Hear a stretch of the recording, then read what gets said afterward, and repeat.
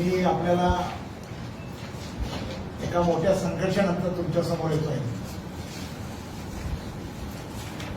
मी आज जो काय पूर्वी इन्सिडेंट झाला त्याच्यावर भाष्य करणार नाही, त्याच्यावर मला एक शब्दही मी विचार करणार नाही. परंतु या घटनेचा गैरफायदा घेण्याचा आणि आपलं इच्छित उद्दिष्ट साध्य करण्याचा प्रयत्न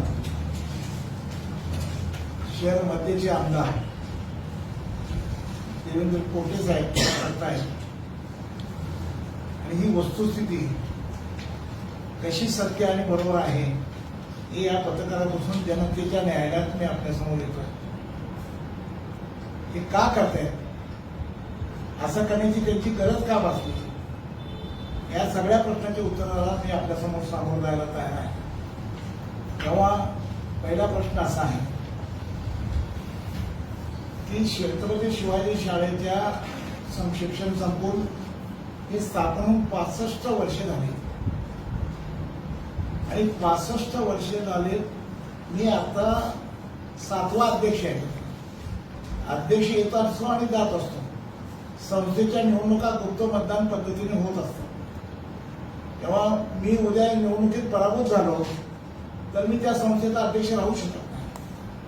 मग समजा माझ्यात काय दोष असतील किंवा माझ्यावर काय आरोप असतील, माझ्यावर काय गुन्हे असतील किंवा माझ्याबद्दल काय तक्रारी असतील त्यांच्या, किंवा मला संपवायचं असेल त्यांना, तर ते मला संपू शकतात. पण मला समाजाला नाही. समाजाची संस्था नाही, संस्था समाजाची आहे, मनोहर सपाटीची नाही.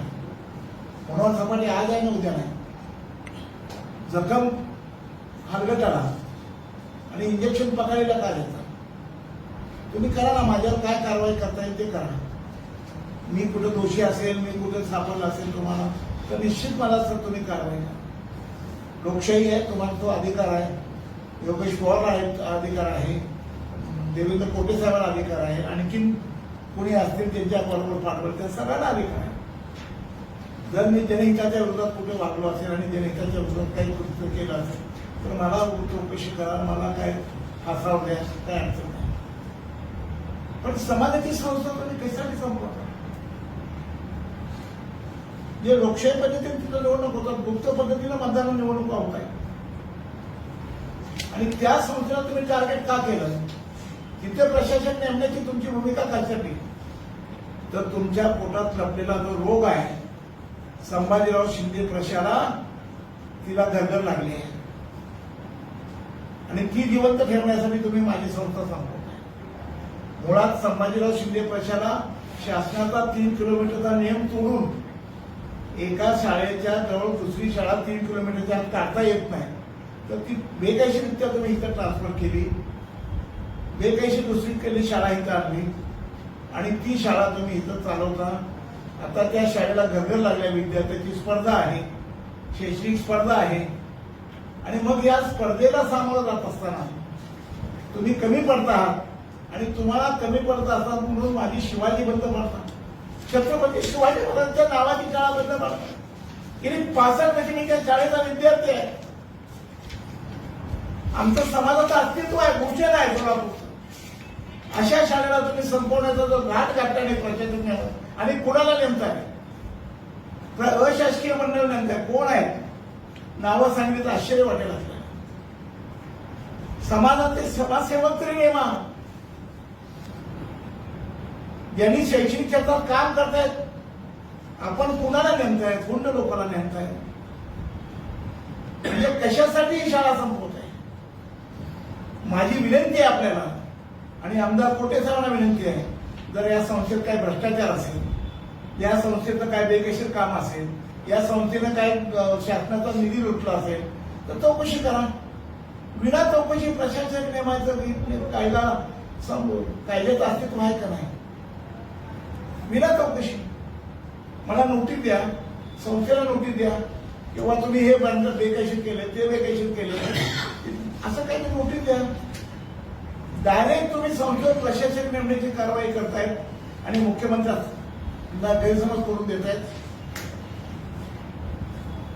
माझ्याबद्दल काय त्यांच्याकडे जे पुरावे असतील, आरोप असतील, माझ्याबद्दल काय गुन्हे असतील तर, आणि माझ्यावर गुन्हे दाखल केले ते योगेश पवार 25 गुन्हे आहेत का तुम्ही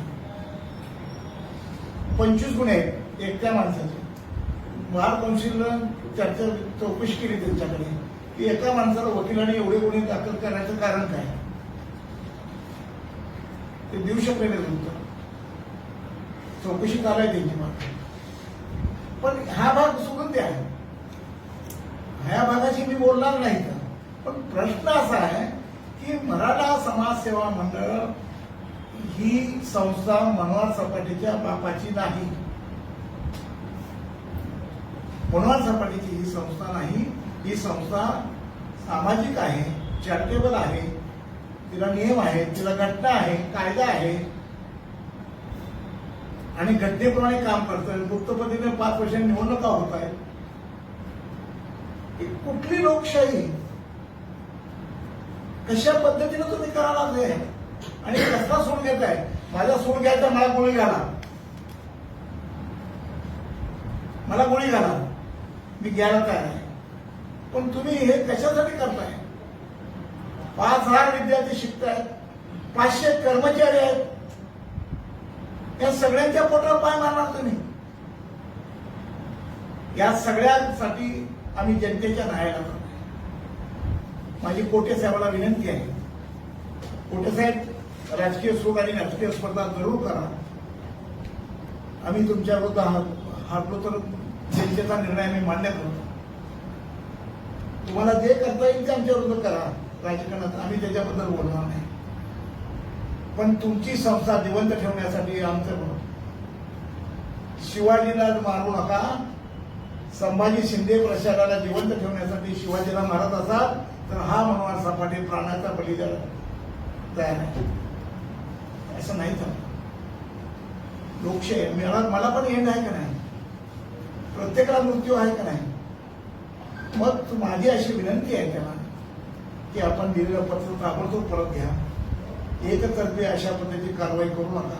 जर तुमची काय तक्रार असेल, संस्थेनं काय बेकायदेशीर केलं असेल, संस्थेचं काय सरकारचं नुकसान केलं असेल तर तुम्ही निश्चितपणे त्याची चौकशी लावा, चौकशी घ्या.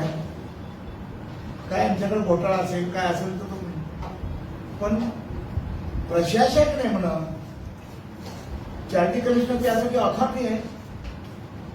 चॅरिटी कमिशनरकडे ऑडिट रिपोर्ट जातो, चॅरिटी कमिशनरकडे चेंज रिपोर्ट जातो,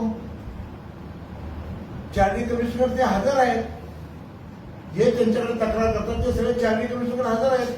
चॅरिटी कमिशनर न्यायालय आहे, त्यांनी निर्णय घेतला न्यायालयानं उद्या सपाटेनं बाद करा, बाद होतील सपाटे. चॅरिटी कमिशनरकडे जा ना. सत्तेचा गैरउपयोग करू नका, तुमच्या आमदारकीचा दुरुपयोग करू नका, अशी माझी त्यांना विनंती आहे. या कोटे साहेब थांबले नाही तर आम्ही जनआंदोलन उभा करू, लाक्षणिक उपोषण करू, लोकशाही मार्गाने. कारण आम्ही जरांगे साहेबांना भेटलो, संघर्ष होता, मग जरांगे साहेबांना भेटलो, त्यांनी सांगितलं लोकशाही मार्गाने त्यांच्या समोर तुम्ही आपला आवाज उठवा, न्याय मागा. आणि म्हणून आम्ही देवेंद्र कोटे साहेबांकडे याचा न्याय मागतोय की लोकशाही मार्गाने आम्ही पोलिसांची परवानगी घेऊन त्यांच्या दारासमोर, त्यांच्या ऑफिस समोर रोजचं लाक्षणिक उपोषण, अमरण उपोषण अशा प्रकारची योजना आमची तयार आहे. आम्ही या पद्धतीनं आंदोलन करून कोटे साहेबांना थांबावे अशा हात जोडून विनंती करतो. माझी शिक्षा समाजाला देऊ नका, मला शिक्षा द्यायला तुम्ही समर्थ आहात तेव्हाही द्या, आणि तुमची शिक्षा घ्यायला मी समर्थ आहे. तेव्हा अशा पद्धतीचा गैरफायदा करू नये याच्यासाठी ही पत्रकार परिषद आहे. कायदा हातात घेऊन अशा पद्धतीनं माननीय मुख्यमंत्र्यांना विनंती आहे, हात जोडून मुख्यमंत्र्यांना विनंती आहे की मराठा समाजाला आरक्षण द्यायचं आंदोलन चालू असं असताना, मराठा समाजाचं एवढं मोठं आंदोलन चालू आहे. उद्या संघर्ष युद्धात जरांगे साहेब मुंबईला निघते आहेत 27 पासून आणि मुंबईला लाखोच्या संख्येनं लोक चालले. अशा वेळी तुम्ही अशा परिस्थितीत परत तुम्ही मराठीची एक संस्था नेस्तनाभूत करताय, मराठीची संस्था संपवत आहे. माझी मुख्यमंत्र्यांना विनंती आहे की अशा चुकीच्या लोकांचं ऐकून काही कारवाई करण्याची भूमिका घेऊ नये अशी विनंती करतो आणि